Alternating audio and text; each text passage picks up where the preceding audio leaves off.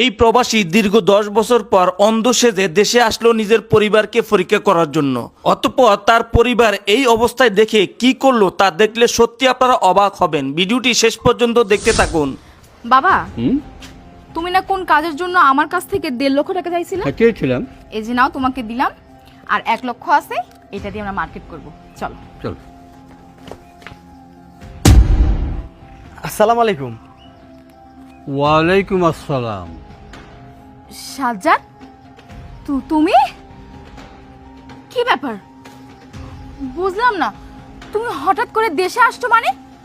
বলা নেই কওয়া নেই। হ্যাঁ, জামাই বাবাজি, তুমি দেশে আসবা একটাবার তো খবর দিতে পারতে। আমরা অন্তত এয়ারপোর্ট পর্যন্ত গিয়ে তোমাকে রিসিভ করে নিয়ে আসতে পারতাম। আসলে ভাবি, না বলে আসার একটা কারণ আছে, কিন্তু এই কারণটা আপনাকে কিভাবে যে বলি আর আপনিই বা কিভাবে নেবেন বুঝতে পারতেছি না। মানে বুঝতে পারতেছেন না? মানে কি এমন হয়েছে? আর আমি কোন কথা শুনলে কষ্ট পাবো বলেন? সাজ্জাদ, কি হয়েছে তোমার? আর তুমি কেন না বলে দেশে আসলে বলো তো? আসলে অথই,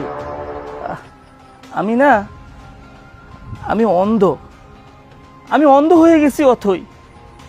তুমি অন্ধ মানে? কি বলছো তুমি এসব? ভাই, ও এসব কি বলছে? ও অন্ধ মানে? কেমনে? কিভাবে? ভাবি ভাবি আপনি উত্তেজিত হবেন না, আপনি একটু শান্ত হন। আমি সমস্ত ঘটনাগুলো খুলে বলতেছি।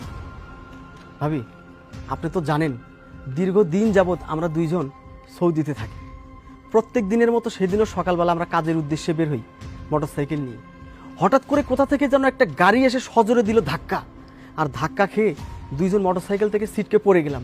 পড়ে যাওয়ার সাথে সাথে ও মাথায় আঘাত পেয়ে সেন্সলেস হয়ে যায়। আমারও বেশ কয়েক জায়গায় ছিলে গেছে। আল্লাহ বাঁচাইছে, আমার বড় কোনো দুর্ঘটনা ঘটেনি। তারপর ওকে আমি সাথে সাথে মেডিকেল নিয়ে যাই। 72 ঘন্টা পর ওর জ্ঞান ফেরে। জ্ঞান ফেরার পর থেকেও বলতেছে ওনাকে চোখে দেখে না। পরে আমি ডাক্তারের কাছে গিয়ে বলি, স্যার ওনাকে চোখে দেখতেছে না। পরে ডাক্তার আমাকে জানালো মাথায় আঘাত পাওয়ার কারণে ওর দৃষ্টিশক্তি চিরদিনের মতো হারিয়ে ফেলেছে। ও আর চোখে দেখতে পারবে না ভাবি। ও এখন অন্ধ। অন্ধ লোককে তো আর প্রবাসে কেউ রাখবে না ভাবি। আমি বেশ কিছু চিকিৎসা করেছি, অনেক টাকা পয়সা খরচ করেছি। প্রায় 7-8 লাখ টাকা আমি খরচ করেছি ওর পিছনে। তারপরে ওকে আমি দেশে নিয়ে আসতে আমার এদিকেও 3-4 লাখ টাকা খরচ হয়। কাগজপাতি, এয়ারপোর্টে জমা দেওয়া, এই সেই মিলিয়ে আমার 12-13 লাখ টাকা খরচ। ভাবি, ও তো আর বিদেশে থাকতে পারলো না, তাই ওকে দেশে নিয়ে আসলাম। তার মানে কি বলছেন আপনি এসব? হ্যাঁ, ও আর বিদেশ যেতে পারবে না কোনোদিন? ও আর চোখে দেখতে পারবে না? আল্লাহ, মা এসব কি বলছে? ও ও বাবা, কি বলছে এসব? তোমার জামাই নাকি আর বিদেশ যেতে পারবে না? ও নাকি আর কোনোদিনও চোখে দেখতে পারবে না? তাহলে এখনো কিভাবে কাজ করবে আর কিভাবে সংসার চালাবে? সাজ্জাদ, এটা কি হলো? কি হলো? চুপ করে আছো কেন? এখন কি হবে? একটু শান্ত হ মা, একটু শান্ত হ। ভাবি ভাবি এত টেনশন করবেন না, এত ঘাবড়ানোর কিছু নাই। ডাক্তার একটা উপায় বলে দিয়েছে, যদি আপনারা ওর উন্নত মানের চিকিৎসা করেন তাহলে ও মোটামুটি চোখে দেখতে পারবে। আর যদি আপনাদের ফ্যামিলির কেউ ওকে চোখ দান করেন তাহলে ও পুরোপুরি দেখতে পারবে। আবার বিদেশ যেতে পারবে, আবার কাজকর্ম করতে পারবে, আবার টাকাও ইনকাম করতে পারবে। কিন্তু এই চিকিৎসাটা করতে গেলে ধরেন আপনাদের এই 40-50 লাখ টাকা খরচ হবে। এই টাকাটা খরচ করলে ও মোটামুটি সুস্থ হবে। কি বললেন? 40-50 লাখ? হাই, তুই চুপ থাক। ওই কি 40-50 লাখ টাকা কামি করে দিছে আর এত টাকা দিয়ে চিকিৎসা করব? আর 40-50 লক্ষ টাকা দিয়ে চিকিৎসা করার মতো টাকা তো আমাদের হাতে নেই। হ্যাঁ, বাবা মা তো ঠিকই বলেছে। এত টাকা আমরা কোথায় পাবো? ভাবি, আপনি এসব কি বলছেন? ও তো আমার সঙ্গে দীর্ঘদিন যাবৎ প্রবাসে থাকে। আমি তো জানি প্রত্যেক মাসে আপনাকে কত টাকা পাঠাইছে। 1 লাখ, 1,20,000, 1.5 লাখ টাকা পর্যন্ত পাঠাইছে। ওর ইনকামের টাকা দিয়ে ওর চিকিৎসা করবেন। ও তো বলেনি যে আপনার বাবার কোনো টাকা দিয়ে চিকিৎসা করাতে হবে। ভাবি, মানুষটা তো আপনারই, সুস্থ হলে তো আপনার মানুষের সুস্থ হবে। ইনকাম করে তো আপনাদেরকেই খাওয়াইছে, আপনাদেরকেই টাকা দিছে, আপনারাই তো চিকিৎসা করবেন। বন্ধু, তুই একটু চুপ থাক। অথই, কি বলছো তুমি? হ্যাঁ, বাবা মা, আপনারা এসব কি কইতাছেন? হ্যাঁ, আমি তো অনেক কষ্ট কইরা টাকা পয়সা ইনকাম করছি এত বছর ধইরা, আর আপনারা কইতেছেন এখন আমি অন্ধ, আমাকে এখন লাগবে না। অথই, তুমি কি বলো এসব? হ্যাঁ, তুমি না আমার অনেক ভালোবাসো, তুমি না সবসময় আমার কইতা যে আমারে পাইয়া তুমি অনেক হ্যাপি, অনেক খুশি তুমি, আর তুমি এখন কইতেছো আমার চোখ চিকিৎসার পিছনে কোনো টাকা পয়সা খরচ করতে পারবে না। দেখো, তোমরা হয়তো আমার সাথে মজা করতেছো, তাই না?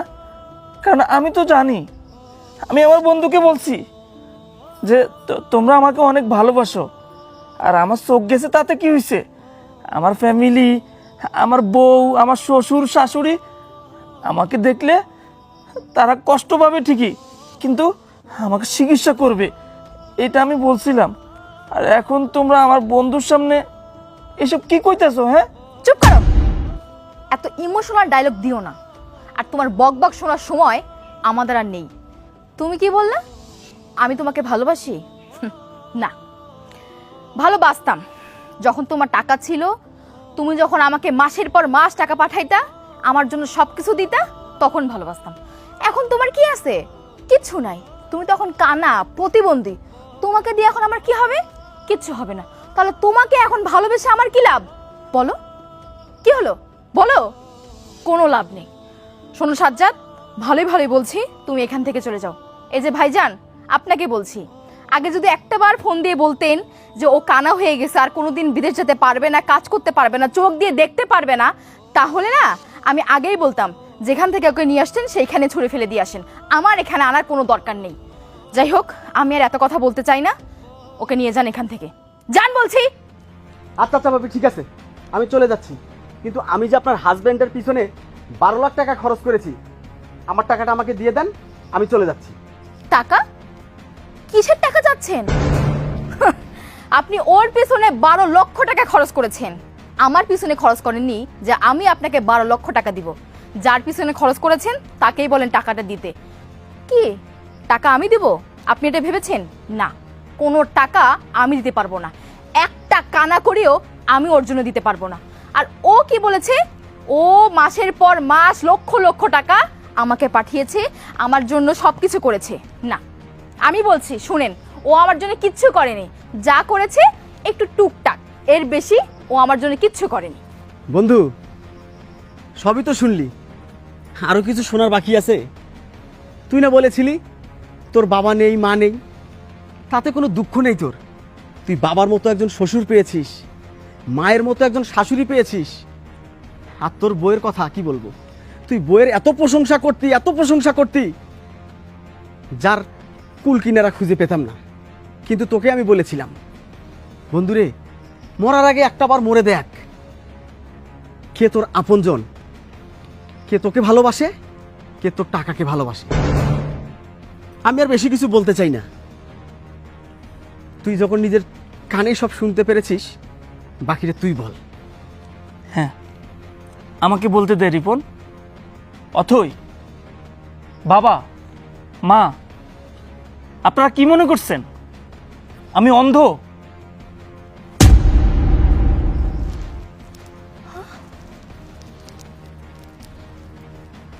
তার মানে তুমি চোখে দেখতে পাও? হ্যাঁ? বাবা কি বলছে? ও নাকি চোখে দেখতে পায়? তাহলে এই মিথ্যা বললে কেন তুমি? বলো মা, কি বলছো? আমি তো কিছুই বলতে পারতেছি না। কি হলো? তুমি মিথ্যা বলেছো কেন বলো? হ্যাঁ, কেন বিশ্বাস হচ্ছে না? এতক্ষণ আমি নাটক করছি, তাই না? হ্যাঁ, আমি নাটক করছি। আমি যদি নাটক না করতাম তাহলে কখনো জানতে পারতাম না তোরা যে আমাকে ভালোবাসিস না, তোরা যে শুধু আমার টাকাকে ভালোবাসিস সেটা আমি জানতে পারতাম না। এই যে আমার এই বন্ধু, দীর্ঘদিন ধরে আমার সাথে, আমরা একসাথে কাজে যাই, একসাথে কাজ থেকে আসি, একসাথে রান্না করি আর একসাথে খাই। 24 ঘন্টা আমরা একসাথেই থাকি। ও সব সময় আমাকে দেখে আমি বাড়িতে কথা বলি, আমার বাপ নাই, আমার মা নাই, কিরে, তোর বাপ নাই মা নাই, কিন্তু বাবা মা এত মধুর করে কার সাথে বলিস? সব কিছু বললাম, যে আমার শ্বশুর, আমার শাশুড়ি, আমার বাপ মা, তারা আমাকে অনেক ভালোবাসে, আমার বউ আমাকে অনেক ভালোবাসে। এই কথা বলার পর আমার বন্ধু বিশ্বাস করে নাই। আমার বন্ধু বলেছে, দেখ বন্ধু, অন্ধের মতো কাউকে বিশ্বাস করতে নেই। আমি তার কথা শুনে না পুরো অবাক হয়ে গেলাম, যে বন্ধু তুই এটা কি বলিস? আরে আমার বাবা মা যে থাকলে আমাকে যে আদর স্নেহ করতো, আমার শ্বশুর শাশুড়ি, আমার বউ আমাকে সেমটাই করে। সে আমার কথা বিশ্বাস করতে রাজি না। তারপর আমাকে বলল, বন্ধু তোকে একটা কথা বলি, তুই মরার আগে মরে দেখ, দেখ তোকে ভালোবাসে কিনা, আমার কথা সত্য কিনা সেটা তুই দেখ। তারপর আমি তাকে বললাম যে কি করব? সে আমাকে বলল, তুই অন্ধ সাজবি, অন্ধ সেজে বাড়িতে যাবি, যাওয়ার পর বলবি তুই অন্ধ হয়ে গেছিস, আর কখনো বিদেশ যেতে পারবি না। তখন তোর ফ্যামিলির লোকজন কি করে বুঝতে পারবি। আর বাকিটা তো আমি এখন নিজ চোখেই দেখতে পেলাম। কি আমাকে আর লাগবে না, তাই না? মেশিন নষ্ট, এখন আর টাকার মেশিনে টাকা ছাপাবে না, তাই না? টাকা বের হবে না, তাই আর টাকার মেশিনটা অচল হয়ে গেছে, এখন আর লাগবে না। বুঝতে পারছি, এখন আমি ক্লিয়ার। আমার বন্ধু যেটা বলছে সেটাই রাইট, সেটাই ঠিক। আমি এতদিন আসলে চোখ থাকতেও অন্ধ ছিলাম। যাই হোক, সবকিছু তো জানলাম। এত বছর পরিশ্রম কইরা, মাথার ঘাম পায়ে ফেলা, রক্তক্ষণ কইরা আমি টাকা পয়সা ইনকাম কইরা তোর নামে দিছি, আর আজকে জানতে পারলাম আমি আমার পরিবারকে দেই নাই, আমি আমার বউকে দেই নাই, একটা রাক্ষসকে দিছি, যারা কিনা প্রতিনিয়ত আমার টাকা খেয়ে আমার সাথে বেঈমানি করছে। ভালো, এই জানিস তোর জন্য কি নিয়ে আসছি? এই যে ব্যাগ ভর্তি টাকা, এই যে দেখ লাকেজ ভর্তি গহনা, সব কিছু তোদের জন্য আনছি। কেন আমি জানতাম যে আজকে আমি ফেল করব, তোমরা পাস করবা। হইল কি উল্টো। যাই হোক, তোদের মতো এই ভিক্ষুকের সাথে কথা বলে আমি আর আমার মূল্যবান সময় নষ্ট করতে চাই না। যা, আমি এত বছর ধরে যা ইনকাম করে তোদেরকে দিছি, সব তোদেরকে ভিক্ষা করে দান করে দিলাম। এই বাড়ি, আমার যত টাকা পয়সা আছে সব কিছু তোদের। আমি চলে যাচ্ছি আমার গন্তব্য, আর কখনো দেখা হবে না। মনে করবি তোদেরকে ভিক্ষা দিছি।